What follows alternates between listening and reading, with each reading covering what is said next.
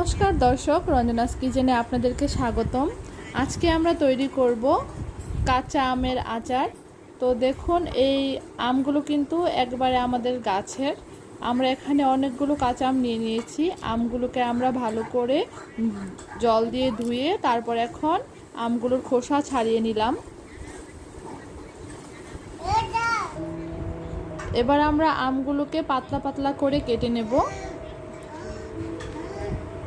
আমগুলো কিন্তু টক ছিল না, কাঁচা অবস্থায় আমগুলো মিষ্টি, যাকে বলে কাঁচ মিষ্টি আম।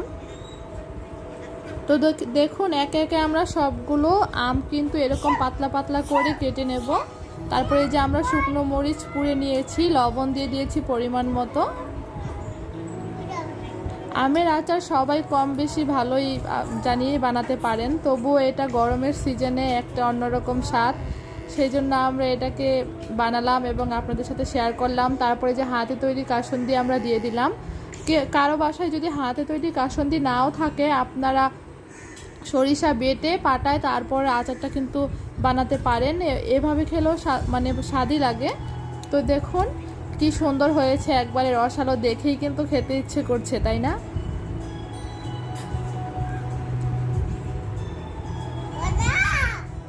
এই যে তৈরি হয়ে গেল আমাদের কাসুন্দি দিয়ে কাঁচা আমের আচার। কে কে খাবেন চলে আসবেন এবং আমাদের চ্যানেলটিকে অবশ্যই সাবস্ক্রাইব